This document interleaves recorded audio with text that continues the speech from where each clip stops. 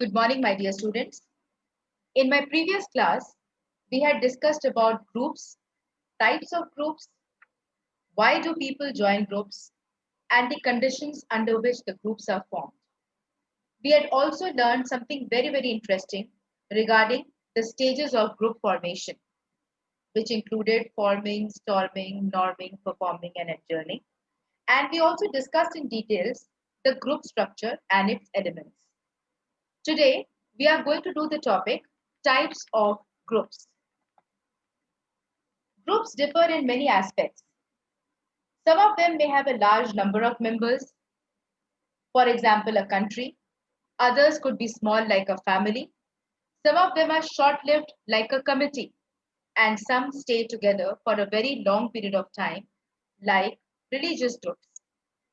Sometimes, people, they even belong to very organized groups such as army, police, etc.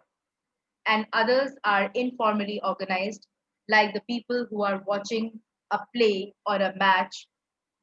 So we will divide the groups into three types: primary and secondary group, formal and informal group, in group, and out group. Let us come to the first category, primary and secondary groups, in which I'm doing the primary group. What is a primary group? Primary group is that particular group which is already pre-existing, which are usually given to the individuals. The individual does not have a choice in joining a primary group. For example, a family, a crisis support group, church group, religion, all are primary groups. Primary groups play a very important role in the development of personal identity and can be understood as a tight circle or very closely knit group. In a primary group, there is a face to face interaction because members have a close physical proximity and they share emotional bonds and relationship with each other. They are very much crucial for the functioning of an individual and development of his or her values and ideas during the early stages of development. The boundaries are less permeable, that is, members do not have the opinion to choose its membership. Contrast to the primary group is the secondary group. A secondary group is that group, like a political party, where the individual can join by choice. These groups are often based on achieving a common purpose outside the relationship itself and involve less emotional investment. Now, in the case of the secondary group, the relationship among the members are impersonal and indirect. That is why I said there is less of emotional investment. In the case of the secondary group, you have a choice. You can either join that particular group and even you can leave that group as and when required.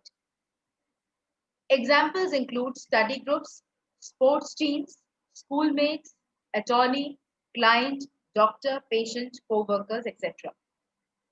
Let me come to the next category of the group, which is called the formal group. A formal group is a group which is formed when people they come together to achieve a specific goal and an objective. The functions of this group are stated very explicitly. The specific guidelines are given to the members of the group, and there is an expectation that the members need to follow that particular guideline in order to achieve a good coordination. So there are specific rules and laws on which the formal group is based on. The roles to be performed by the group members is also stated clearly. The formation of the formal groups, as I told you, is based upon specific rules and laws, and the members have a definite role to play. There are a set of norms which help in establishing the order. Now, coming to the informal group. The informal group is formed when two or more people they come together to accomplish a specific task which is mainly socially geared. The main idea is the satisfaction of personal and psychological needs. So there is no guideline, there is no rule or regulation that is governing the members. They are willingly belonging to the group. So, they have certain group norms that they follow. But however, there is no clear cut guideline or rules and regulation that govern the relationship among the members. Next category of the group is the in group and the out group. What is meant by the word in group? You must have studied the term in group in chapter number 6 when we did prejudice. The term in group refers to one's own group. If you remember, the one of the sources of prejudice was a strong sense of social identity and in group bias. When you belong to a particular group, you definitely develop favorable attitude towards that group, and you feel loyal and responsible and respectful towards the membership of the group. So this is the in-group bias. That is, individuals, they start comparing their group with the another group. That is, in group becomes the we group, and the next category, that is the out group, becomes the they group. By using these words we and they, one is categorizing the people as similar or different.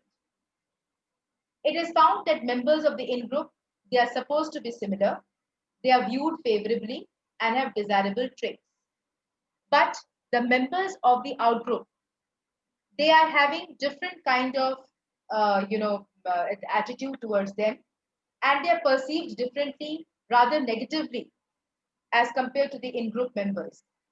So the perceptions of in group and out group, they affect our social life. So members of out group are, as I told you, are viewed differently by the members of in group, and they are often perceived negatively as compared to the in group members. So this basically finishes our types of group, and in the next class I will be doing the topic of influence of group on individual behavior.